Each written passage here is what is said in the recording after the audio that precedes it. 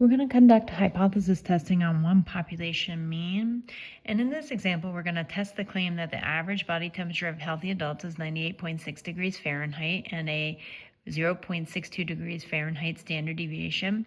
A sample of 106 people found their average body temperature to be 97.2 degrees Fahrenheit. We're going to use a 0.01 level of significance, and we're going to use the traditional approach to hypothesis testing. So what I have here is our template set up already for hypothesis testing traditional approach. We're going to use and follow our 6-step approach to hypothesis testing. In the first step, we're going to identify the given values in symbolic form. So anytime we read the question, we want to identify what it is that these numbers mean in given values.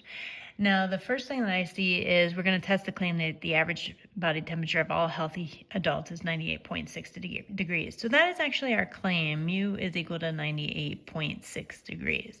And a standard deviation, so that's of everyone, that's a population standard deviation, sigma, is 0.62 degrees Fahrenheit. And it says we're going to use 106 people, so that is our sample size, n is 106. And it was found that their average body temperature, or their mean of 106, that's the sample mean, is 97.2 degrees Fahrenheit. And we're going to use a level of significance of 0.01. So that's our first step, is to identify the given values in symbolic form.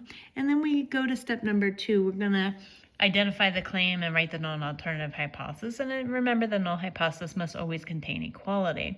So in our claim, we actually calculated that out based on that first sentence there. We're claiming that the mean of all healthy human adult body temperatures is 98.6. Now we look at that and we see we do have equality in there. So that has to go, that claim is either going to go in the null or alternative, depending on if there's equality. So since there's equality, my claim does have to go into that null hypothesis. So I'm just going to make a note that that's where I put my claim, because we'll need that later.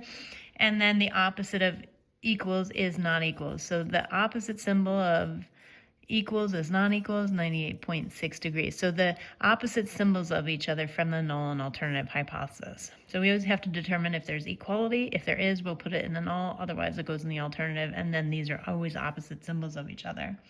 Then our third step of calculating hypothesis testing would be to calculate that test statistic.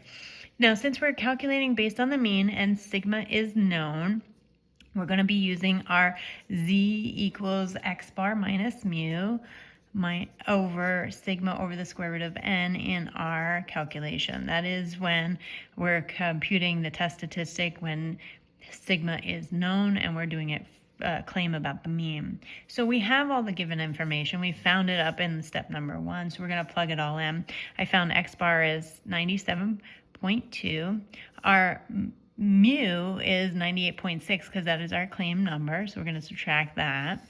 And then we're going to take sigma, which is 0.62 over the square root of n, is 106. So when we calculate and simplify all that down, I get negative 23.25. That's okay to get a negative number. It just means we're on the left side of that bell curve. So when we identify in step number 4 that critical value and rejection region, we have to first determine if it's a one or a two-tailed test, and we'll do so by looking at the alternative hypothesis symbol. Not equal means greater than or less than, just not equal.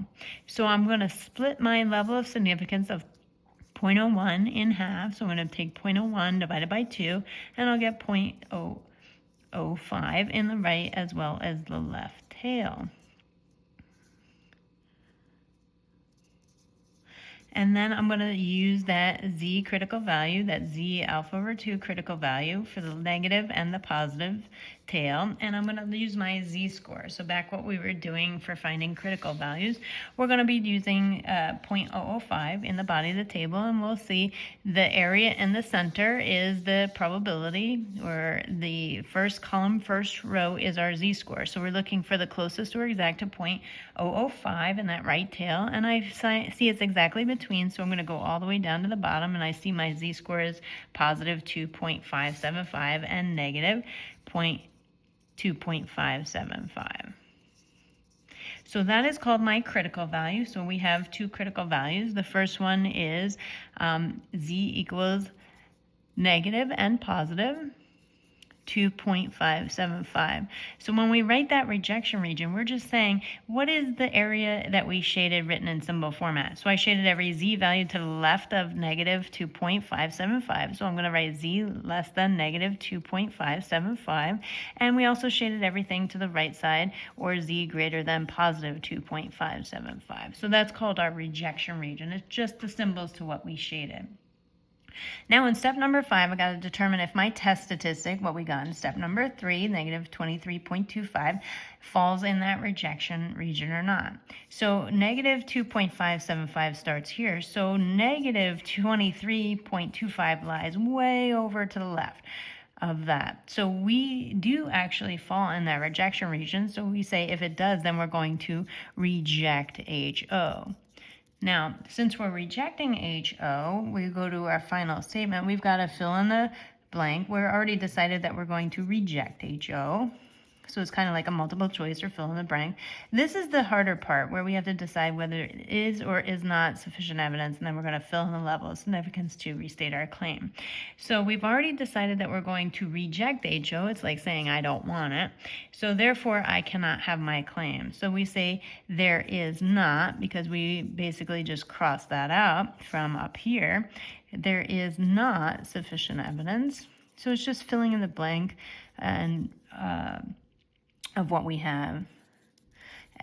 Alpha is fill in the level of significance, what we have of 0.1 to suggest that, and then we're just going to restate the claim as though it was worded in English up at the top, that the average body temperature of healthy adults is 98.6 degrees. So we're just going to fill that in, that the average